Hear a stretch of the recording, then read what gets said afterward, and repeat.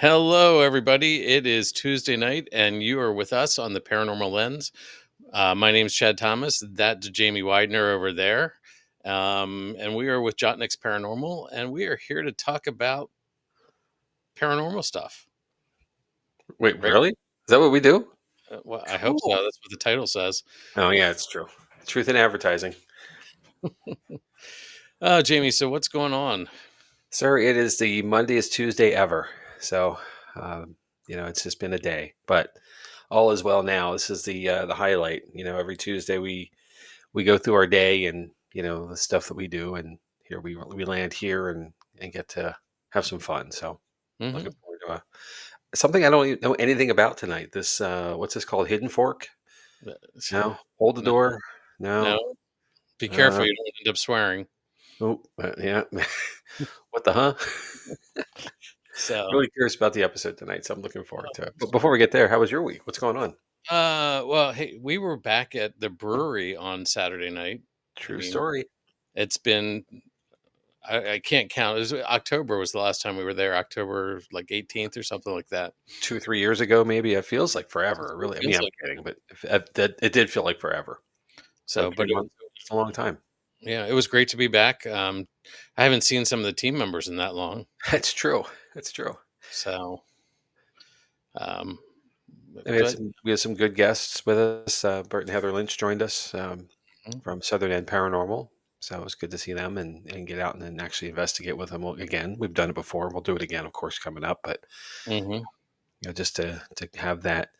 And I have, I'm not gonna say this to be, negative toward guests, but it is nice once in a while to investigate the place that you are always at without having folks with you.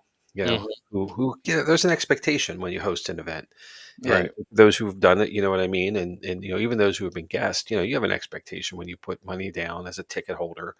You want to you have a certain expectation what you're going to get, yep, and there's pressure therefore, and the what we do is so, we say this all the time, no one's going to walk out of the wall and introduce themselves. Things may or may not happen. Our trademark is not to force evidence or force opportunities for things. If it happens, it happens. The right, reality is that 99% of the time we walk around in the dark and talk to ourselves, right? right, So, but it's still good to get to that place and just to reconnect, which is mm-hmm. what we did. Yep. And we had some interesting. Things happen in a couple of the places. Yeah, for sure. So yeah, Bert said he thought it was nice just for just us.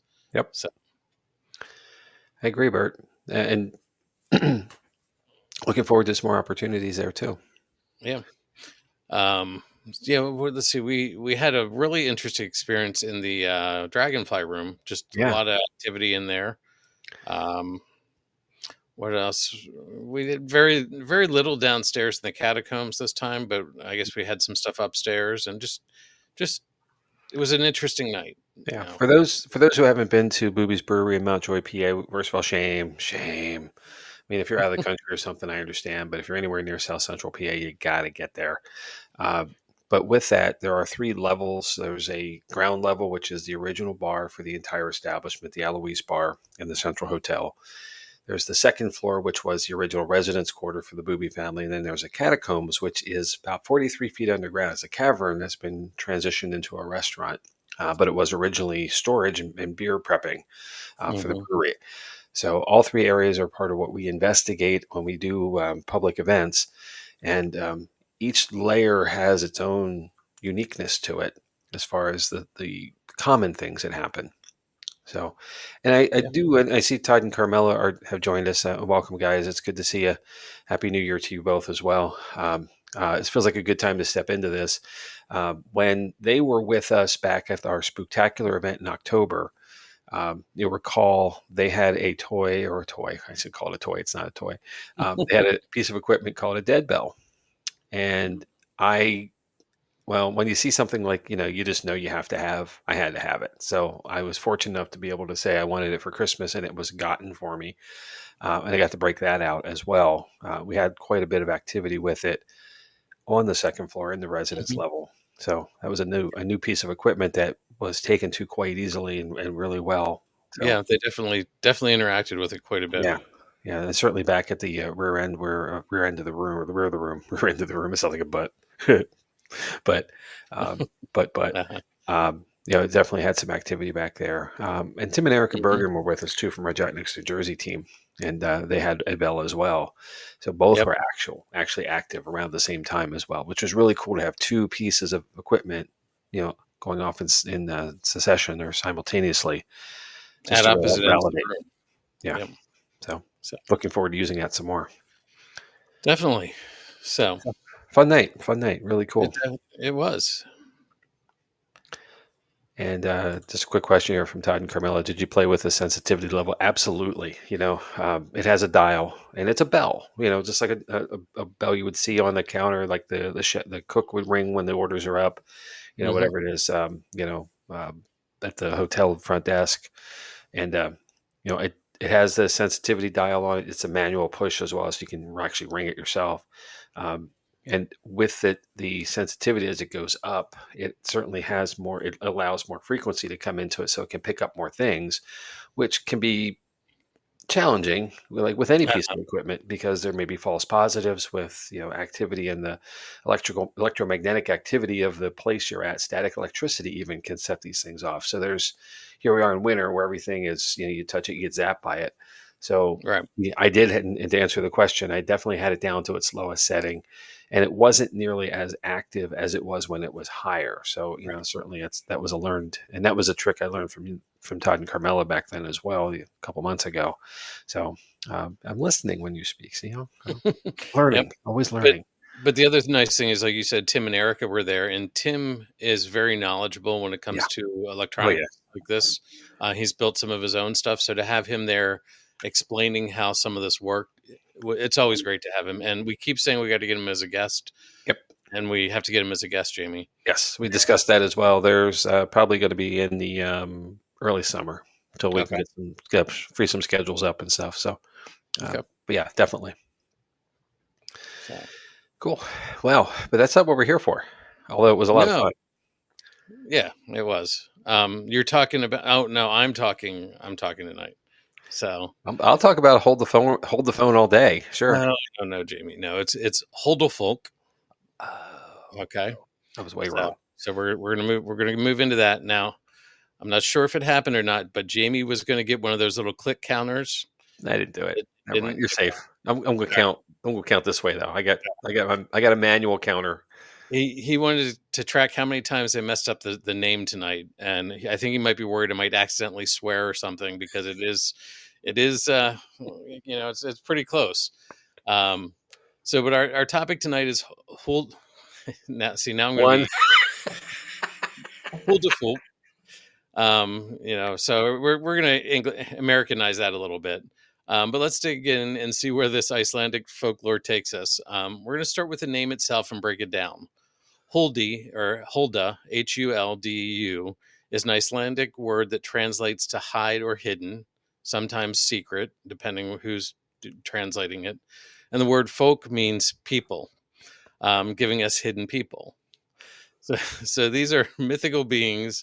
I'm not the only These one counting, by the way. I see that. These mythical beings have captured the imagination of generations and still remain a cherished part of the Icelandic culture. So, to begin with, what exactly are the Huldufólk? In Icelandic folklore, they're described as hidden people who resemble humans but live in a parallel world. They are classified as elves that inhabit rocks, hills, and natural formations, blending seamlessly with their surroundings. What makes them so intriguing is their invisibility. They can choose to reveal themselves to humans, but it's rare and often for specific reason. They're deeply they're deeply tied to nature and are seen as protectors of the environment. In folklore, Huldufolk often appear as mirror societies to humans. They have families, farms, and traditions, and their way of life is thought to parallel Icelandic rural life from centuries past. This depiction reinforces the idea of their closeness to humans and nature while also emphasizing their mystical qualities. Now, elves are found in folklore and stories of many countries, but they're typically stories of the past. But that's not the case with Iceland. Of the 300,000 human residents of Iceland, 5% believe beyond a shadow of a doubt that these creatures exist, while 49% take a more skeptical position and the rest don't believe in them at all. That may not sound like an overwhelming reason to believe, but we will dig into that a little bit later. So, Jamie, when you think of elves, what comes to mind? Hmm. Well, Tolkien, first of all, with Lord of the Rings and that kind of stuff, because that's been Hollywoodized and commercialized. Um, Mm-hmm. Keebler, right? Cookies. Um, Cookies. Um, I should have had dinner first. um, but yeah, that kind of stuff, just the So you, and Bert agrees, Keebler. Yeah, yeah, yeah. definitely. Um, So you're thinking smaller, like magical yeah, I mean, creatures, if you're looking at well, you're looking at it creatures. from a physical sense, yeah, very small thing. Um, Mhm. you know, Tinkerbell, from Right, Disney. Um, right, I mean, she's more of a fairy probably, but in that size spirit, something living under a mushroom in the forest kind of deal. right. Um, you know, And that's that's what I think of when I think of an elf. and it's a But commercial thing, right? Like right, that's what we've been presented with. So right. Well, but that's and my true books bearing of and it. yeah, like books and things like that. It always refers to them as small, like little people. Yeah, So sure. Yes. and that's what I think of, like a magical creature dressed very specifically. But that's not the case with the Huldufólk. They can be short or tall. Typically, they're actually taller than humans. Typically slender, but they can be slender or stout, just like humans. They both build societies, go to church, work, and school, but it all seems to happen in a parallel world behind the rocks and stones of Iceland. So that's sort of intriguing and what makes it paranormal. So, Yeah. where did the beliefs of the hidden people originate? Some believe that the creatures can be traced back to Viking times, while others go even further back. Hold on for a second. I totally forgot something. um, Jim, Uh resident huh. Santa, has an uh, you Uh know, huh. so perhaps a workshop in the North Pole. Yep. Yep. Maybe for some Yeah. elves there too. So sorry, Jim. Right. I totally skipped that part. Christmas is so over now. Never ends, right? Right. Now, but we are talking about Iceland, which is north. We're heading north there. So, That's fair. Right. Hey, Kyle. um, so we're back to where the origination of the stories came from. Um, some people believe that they go back to Viking times or even further back. There are at least three creation stories that I've found about the Huldufólk. The first one roots in the biblical tradition, and it states that Adam and Eve had many children. Eve used to take good care of them by keeping them pristine, but on a visit from God Himself, she didn't have time to bathe and clean the children properly. Profoundly embarrassed by the situation, she hid the ones that had not been bathed. But of course, nothing can be hidden from an omniscient God. Knowing what Eve had done, God asked her, "Do you have more children?" And she straightforwardly answered no. To which God replied, "What is hidden from me must also be hidden from humans." And this is how the children of Eve became invisible to the eyes of men. And these hidden children became the Huldufólk. So that's the first story. Um, the second story is loosely tied to Christian beliefs. Is about we'll get to that part. It's going to sound a little different at first, but Yeah. it's about a traveler who gets lost and stumbled onto a farm one night. He knocked on the door and is greeted by an elderly woman who invited him in. The woman provides him with a supper and introduces the traveler to her daughters. The traveler is then given a bed for the night, and he asks if one of the women's daughters could keep him company, a request which his hostess agreed to. In bed, the traveler tried to embrace the young lady, but his hands passed right through her. The traveler inquired what was going on, and he was told the story of the Huldufólk, which the family was one of. In this tale, the Huldufólk came into being following the revolt of Lucifer in heaven, as they were those who neither supported nor opposed the devil and his fallen angels. As a result of their neutrality, the Huldufólk were driven down to earth and forced to live in the rocks and hills. So our final origin story isn't really a story, but it comes from pagan beliefs. Before Christianity reached Iceland, the Huldufólk were thought to be nature spirits or elves connected to Norse mythology.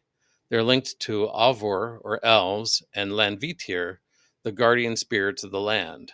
Those are the only two of the Icelandic words that I'm going to get close tonight. So we'll just get that out of the way now. Um, the rest, the beings reflect a blend of pagan spirituality and Christian narratives. Some also suggest the Huldufólk were a way to personify the mysterious and powerful forces of nature. Iceland's rugged landscapes, with their unpredictable weather, volcanic eruptions, and endless wilderness, fostered a belief in unseen forces that demanded respect and care. Still today, for many in Iceland, the Huldufólk are not merely fictional characters in the country's colorful mythology. There seems to be a profound belief in the existence of these supernatural beings. There are those who claim that they have the ability to see and communicate with the Huldufólk. So, they hold a special place in Icelandic folklore. They're part of an oral tradition passed down through generations, emphasizing the connection between humans and nature. Their stories teach us to respect the land and live in harmony with the environment. Themes of humanity, kindness, and environmental stewardship run throughout these tales. Some popular legends describe the Huldufólk warning farmers about impending disasters, like floods or eruptions, allowing them to save their livestock. Other stories involve humans who offended the Huldufólk by damaging their habitats, only to suffer misfortunes until amends were made. These narratives reinforce the importance of balance and respect. In modern times, the Huldufólk continue to inspire art, literature, and even tourism. Visitors to Iceland can join guided tours that highlight sites linked to the Huldufólk stories, keeping the tradition alive. One popular destination is the Elf School in Reykjavik, where attendees can learn about the hidden schools and other Icelandic myths, about the hidden people and other Icelandic myths. So, if you know, there's our road trip, Jamie. We go to Iceland. It was called at 1339 already, so there it is. Todd and Carmela claimed it. All right, so yeah, we can go to the elf school and study that, and then they will like take you on a tour of the things, and yeah, so Elf School. so All right. so that's sort of some of the history of it, the background. I remember when I said that 5% believed and 49 were skeptical about the Huldufólk. Right.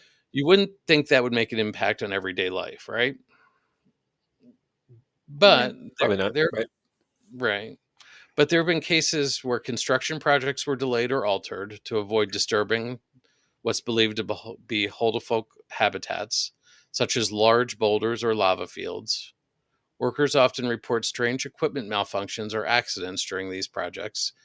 And it has even prompted an official statement from the Icelandic Road Administration, which was, in recent decades, there have been a few alleged incidences of road construction intruding on elf settlements in cursed places. These problems have been resolved. Now, it seems curious to me that an official government agency would put out a statement like that. I think in the United States, you'd be sort of laughed out of office. Yeah. So, I was reading the High on Adventure website and came across an article written in 2017 by Vivki Anderson. The entire article was about Huldufólk, which she called secret people instead of hidden people. And here are some of the stories about how construction was affected by the creatures. So this is a lot word for word from there, but I found it interesting. So south of Reykjavik, Iceland's capital city, a small boulder called Alfhol or Elf Hill is believed to be the home of elves that has caused road work issues since the late 1930s.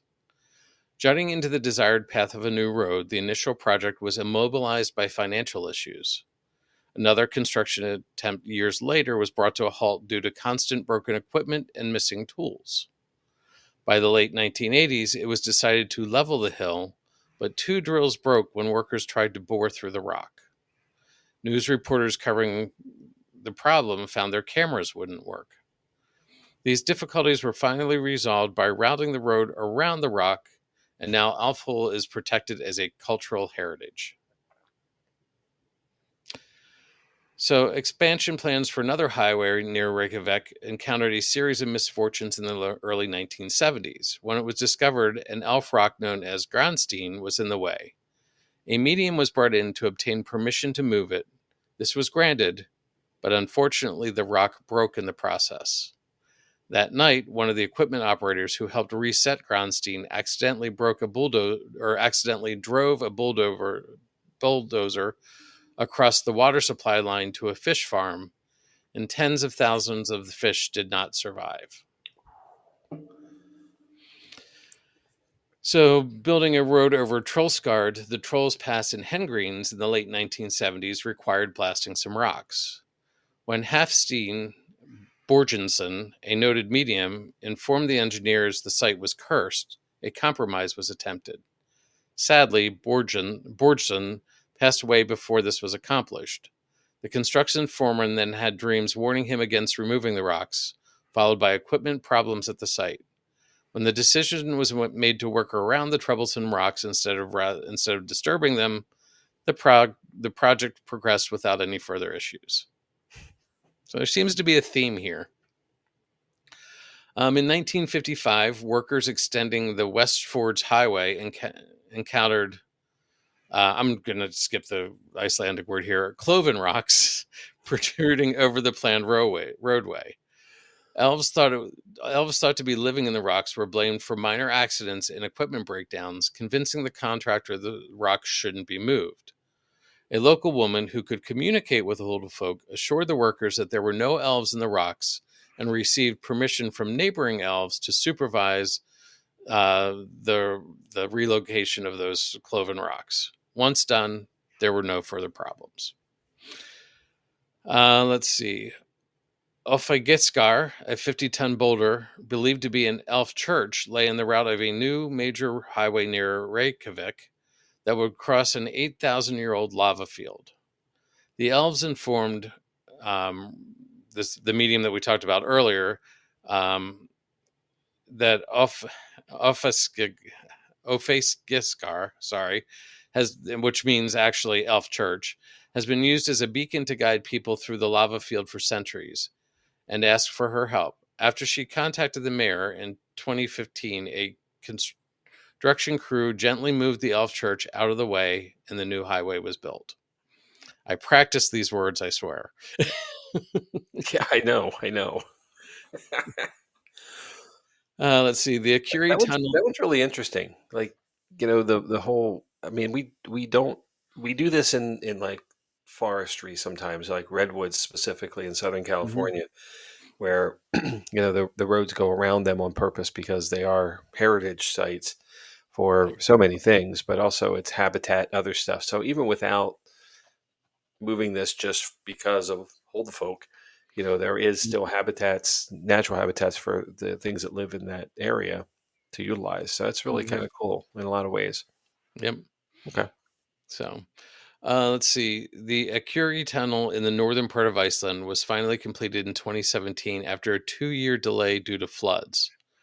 Workers theorized that the water fissures might be the work of elves not pleased about the 4.5-mile tunnel, Icelandic's longest, that shortened the old mountain road by 10 miles, being bored through their landscape. Messing with the Huldufólk's environments can be a serious thing.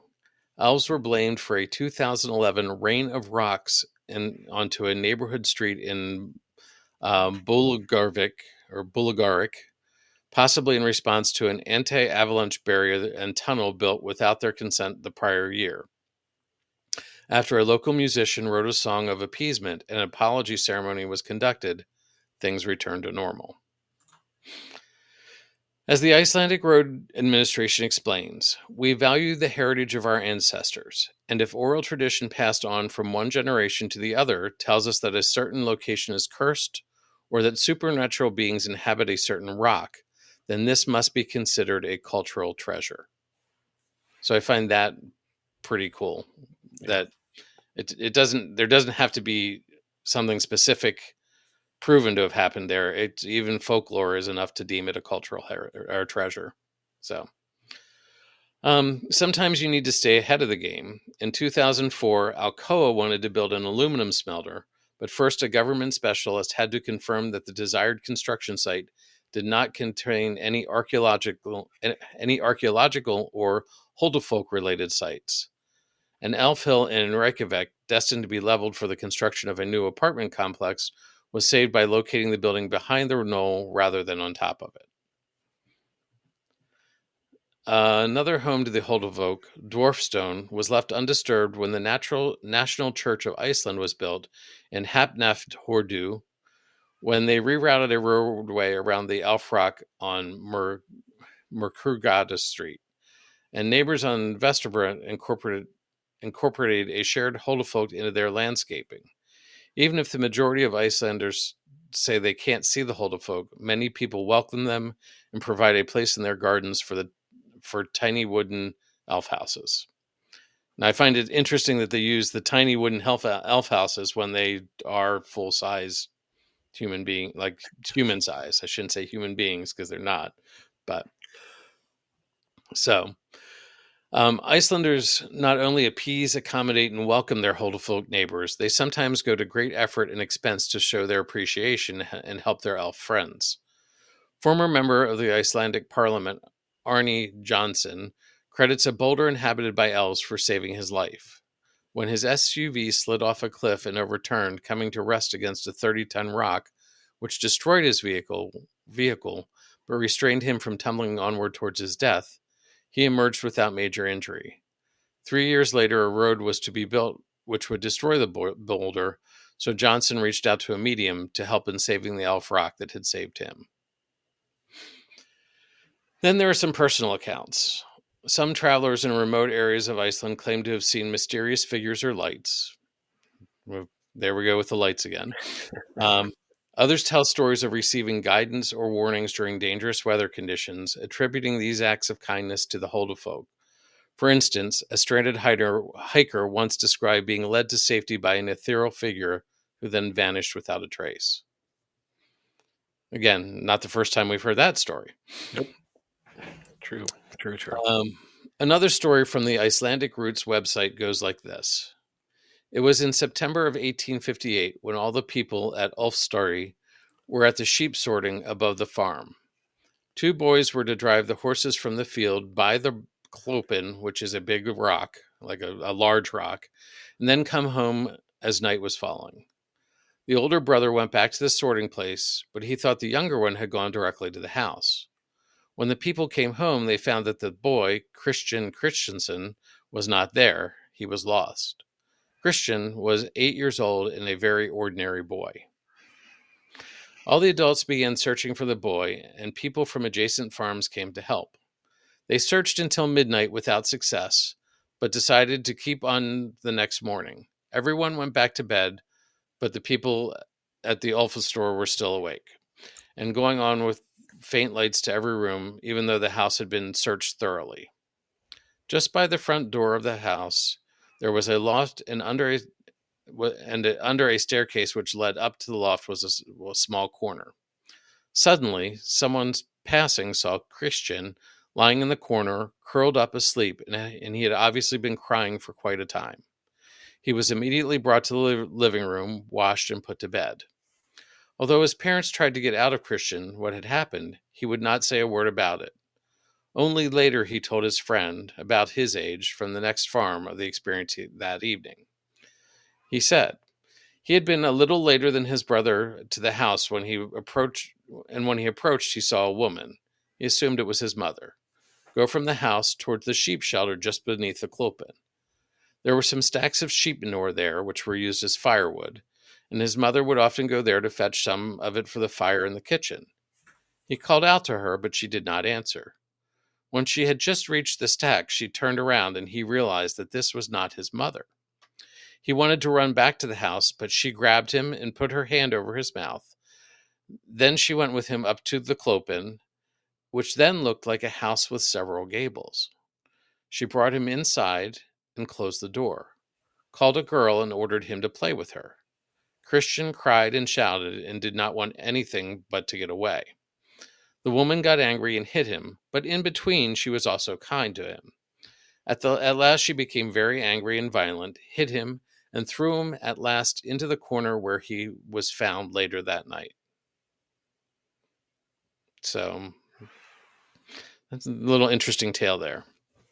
So, as we wrap up, the Huldufólk remind us of the rich cultural tapestry that folklore weaves. They're a blend of history, religion, and tradition that highlights Iceland's deep respect for nature and mysteries. Whether you believe in them or not, the story of the Huldufólk encourages us to tread lightly and appreciate the world around us.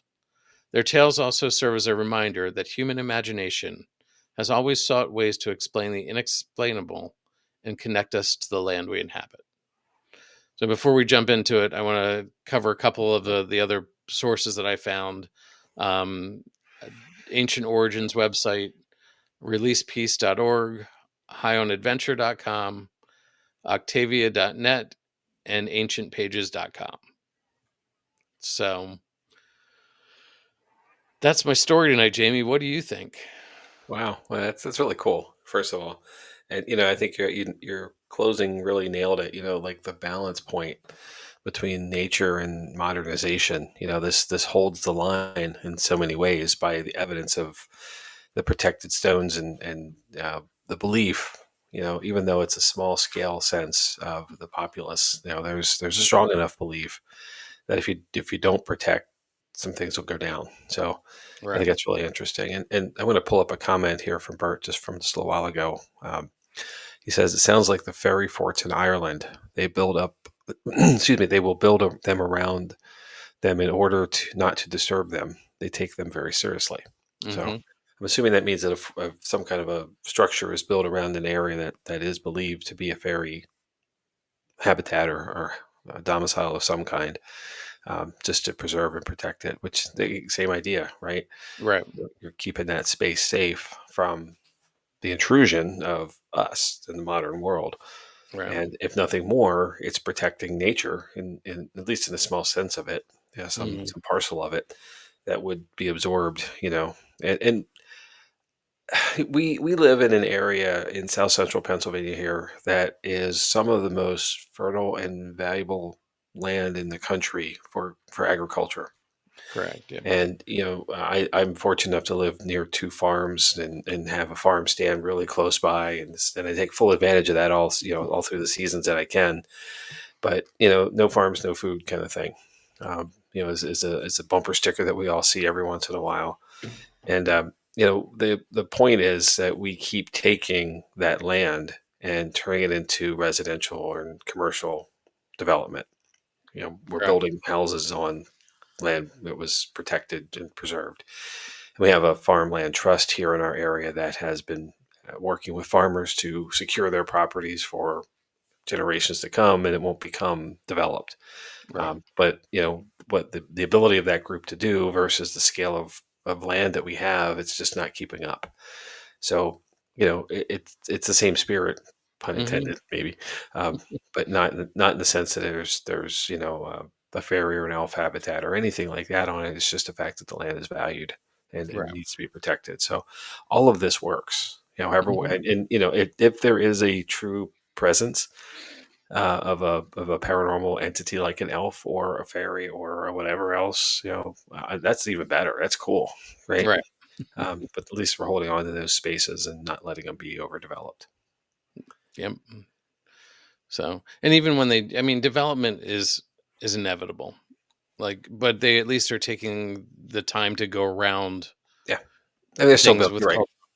Yeah, they're You still know, built on the highway, and the building is still the apartment building still got built and other things, but they at least were willing to work around and find a compromise to hmm protect the stuff. I always forget just the natural beauty that's in Iceland. You don't think of it because it's that, oh, it's Iceland. It's In the not name, right? It's cold, dark, weary. Yeah, those Vikings. um, but just with the volcanoes and the beauty, and it's just like the power and the beauty all together is just yeah. amazing. And I think that's where some of these stories come from. So Well, sure. And there is, it's a seasonal issue, right? Now this time of year it is exactly that. It's icy, it's cold. It's glacierish. It's got some. Uh, and yeah, Dave, dare me by Dave, by the way. Yeah, take me to the fjords. Sure, exactly that. But once spring comes and the thaws begin, by summer, and I have friends uh, the Yukon territory in Canada. We joke all the time about they have 2 good weeks in the summer where it's nice, before it snows again. Everything Uh-huh. melts and it starts again. It's not that long. I mean, it's not Right. that short. Sorry, it may seem like it, but this is the same thing. Once things thaw out, the natural beauty is there. It's gorgeous country, Mhm. and I'm looking at a map actually. I just pulled up for curiosity. It's a place I've not been to quantify that. But everything is along the coast, as you kind of would expect, because Mhm. it's rugged inland. But they have, half the country's a national park as well. So they're working to protect and preserve those spaces, that Yes. natural beauty. So Mhm. they figured it out. It's Mhm. really great. So, looking at Todd and Carmela's comment here, very interesting story. Since they are elves, any connection or reference to the jolly old man in the North Pole?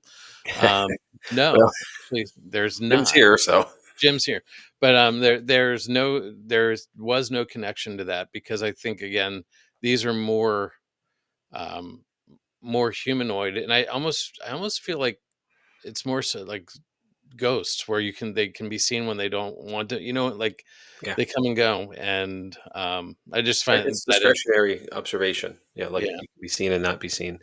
yeah. Um, there were some interesting things. Tolkien, you were talking about Tolkien earlier.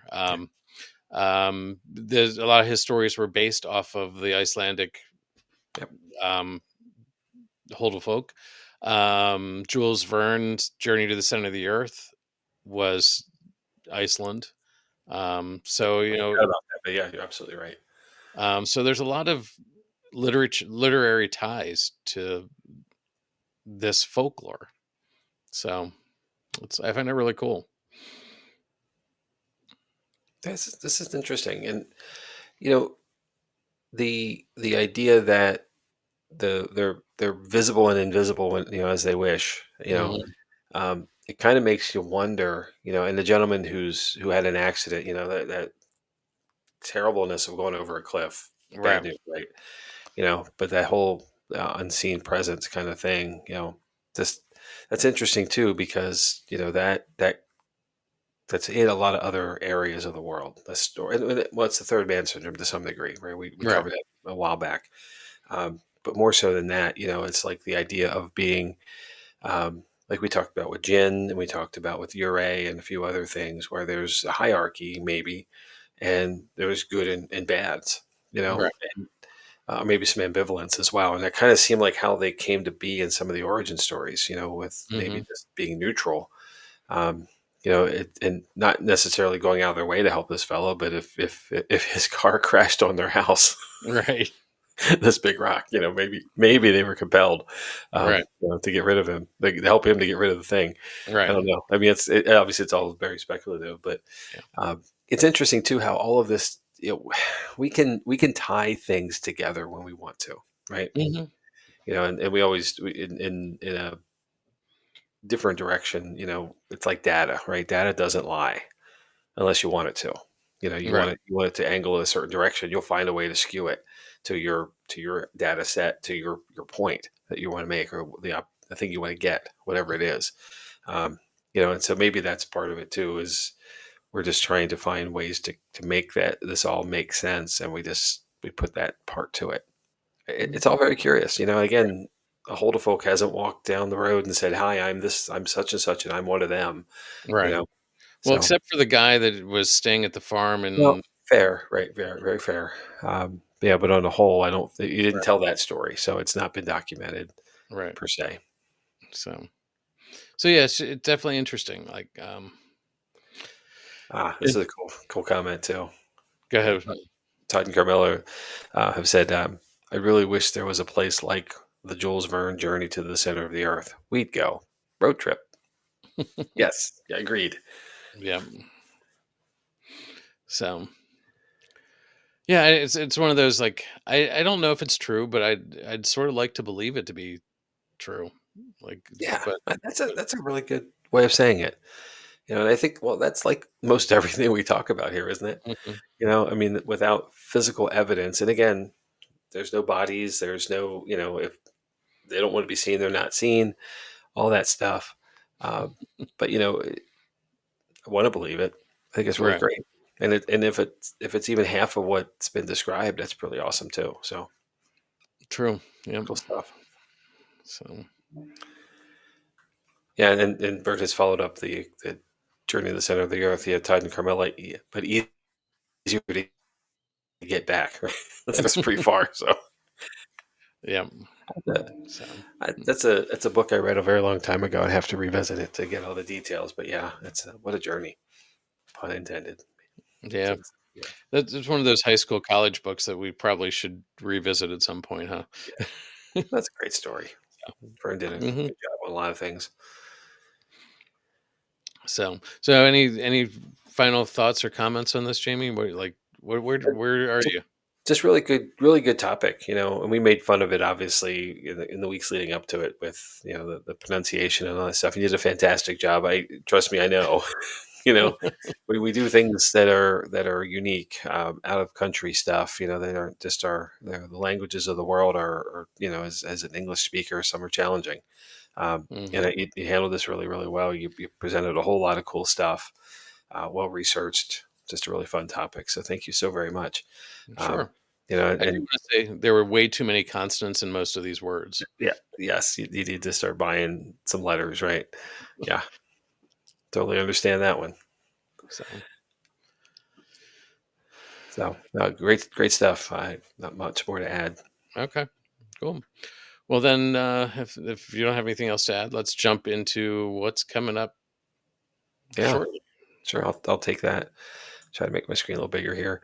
So next week, on Paranormal Lens, I'm going to tackle the story of Robert the Doll, which is a allegedly haunted object that's been around for quite a while, actually.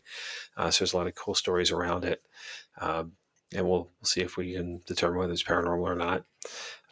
After that, the 28th chat's going to tackle the Philadelphia experiment, and after that, we're going to talk about a gentleman named Hans Holzer, who is maybe the grandfather of paranormal investigating. I don't know. He's got a place on the Mount Rushmore for me, and a fellow with a lot of interest for stuff. So the more I dig into him, it's like an onion. There's a lot of layers. So Hmm. quite a character.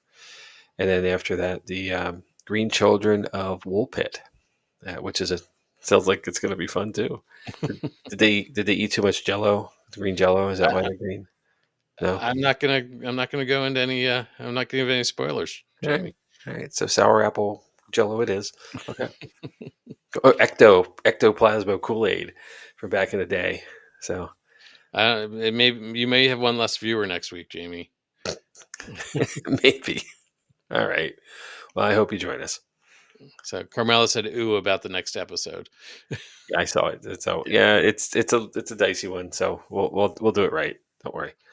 Um, Also, too, yeah. Speaking of investigations, we talked about being at Booby's Brewery over the weekend, as it is our home base, and our public schedule has been released for most of the year, if not all of the year. So we'll get to that in the next slide. But also know that you can book a private investigation for just you or your team, versus coming into a investigation with the public.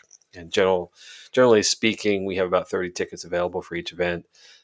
We break everybody into teams or groups, and then get to investigate all the different spaces. But when you do a private investigation, you can kind of go and do as you wish. You have the place to yourself. So if you're interested at all, contact us, via Melissa Keller. That's mkeller606. I'm sorry, at gmail.com, and she'll get back to you right away with dates and availability and pricing and all that stuff. So, and of course, there is accommodations on site, either by the hotel on the third floor, or the Malt Baron Mansion, which is an Airbnb across the street, all part of the Boobies Brewery property. And Chad, you know as well as I do, Mountjoy is much more fun when you sleep over. You So, sleep over, yeah. So, yeah, and if you want investigators to come help you that night, you'll yeah, probably get some volunteers. yeah, you know us. So, and happy to help there too. So, keep in touch with us. Mm-hmm. All right. And speaking of events, So these are still tentative. They have not been officially released to the Boobies Brewery website, so the ticketing is not open yet. But these dates are at least on all of our calendars at this point. So coming up on February 22nd will be our first public event of the year. March 22nd after. And April 10th, we're doing a road trip of our own. We're going with our sister team, Jotniks, New Jersey folks, and some of our members of our Jotniks home team out to Trans-Allegheny Lunatic Asylum. So we're going to talk about that as we get a lot closer to the date. That seems so far away, Chad, but it is absolutely not. It's less than It- 3 months now. So, yeah. um, goodness. And it's right around, if I'm not mistaken, right around our 100th episode, right in that window. Yep. So That's right. we'll have some fun with that. And then April 26th, we're back at the brewery with a Para-Unity public investigation, which means we're going to partner with another paranormal team to host for that evening. So more details on exactly who that will be as we get much, much closer. So, but some cool stuff coming up. And then, of course, as we get a little further down the road, we'll get those future dates out for May, June, July, and so forth. We'll try to do about a quarter at a time. That way, it's not overwhelming. But if you're interested in coming and you're not sure what the dates are, just shoot us a message. Um, you can find us in a lot of different ways here, of course, and leaving a message in the chat. Whether you're watching on Facebook or YouTube here with our live program, but also you can shoot us an email at paranormallenspodcast@gmail.com at any time. Just ask, subjects as, hey, what are the dates, or I'm interested, what do you got? And we'll get right back to you on that. Hmm. You can also find us too if you're after the live broadcast. You'll find us on all the major streaming services. You can always leave a comment on that as well, and we'll certainly see it and get back to you right away. So, Yep. and then speaking of the streaming services, obviously this is episode 87. Chad, is that right? Something like that. It sounds 88, close. yeah, something in the higher 80s. So all of our past episodes are available on all the streaming services, the Spotify's, Apple's, iHeart's, Audible, etc. Probably a few I've missed. There's more out there than I can count anyway. So same idea there. If you're interested, if you like what you're seeing tonight, there's plenty of other episodes to keep an eye on. We've Hmm. covered a lot of stuff over all these This is episodes. the 87th. 87, I thought it was. Okay. Wow. So and with that, feel free to leave us a review if you can, if if that service allows, or some stars. Give us a ranking. We appreciate the feedback. It really helps us know that we're on the right track, and presenting information and topics that are of interest to you. And if you have something you'd like us to cover, we certainly are willing to and able to do listener submissions. We've done many along the way. Again, just drop us a line either via an email, paranormallenspodcast@gmail.com, or leaving a comment on one of the episodes, and we'll follow through and get it on for you. We self-produce, so we can move our schedule around anytime we want to, and Yep. accommodate certainly stuff you want to see. So let us Yep. know. So Todd and Carmela, thanks for the comment. We appreciate you guys being here, as we appreciate everybody who's here every week. Yep, Um, Jamie, we are working. Jotnix is working on a website, it's true. so I'm aware. that'll be hopefully added to that list in the near future. Takes some time to get these things up and running, but If you're going to do it right. yep, So we'll make sure we'll make sure everything works on it first. The most important thing. yeah, Is, that's what I'm fighting right now. and I will steal a comment from our good friend Ron Iacovetti and actually Lourdes Gonzalez as well. We'll make sure it has timing and relevance to it. So, Yep.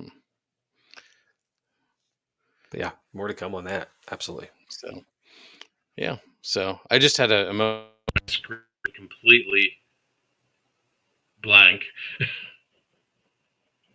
No, Can you hear me? no, not really well. Something just happened. You buzzed in and buzzed out real quick.